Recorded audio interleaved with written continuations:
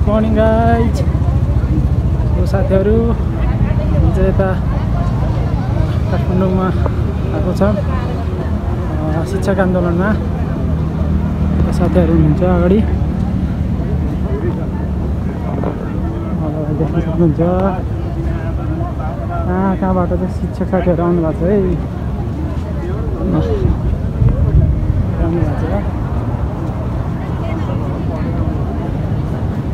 पसिना निकालिसक्यो घामले।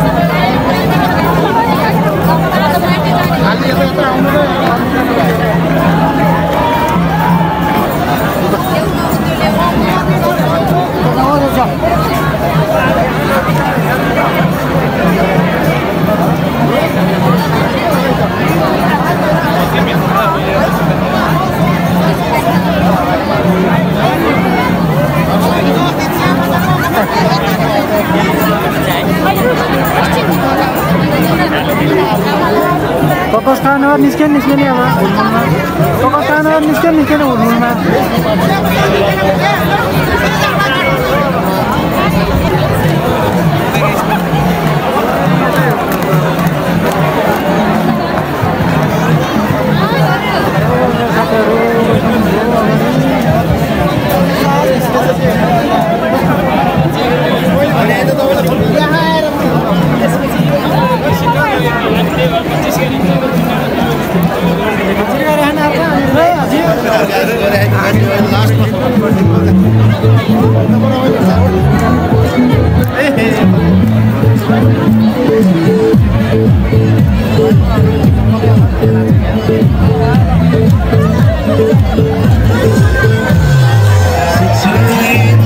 कति रमाइलो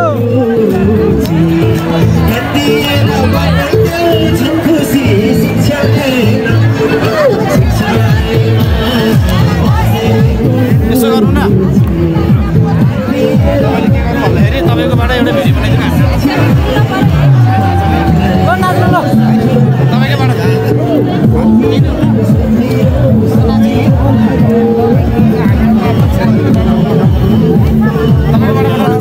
हजुर। तपाईँकोबाट बनाउने भिडियो एउटा है छुट्टै क्या हाम्रो सबै नाचिरहेको न यार घर। हो साथीहरू मेरो 3 जना साथीहरू नाच्न लाग्नु भएको छ। यो पानी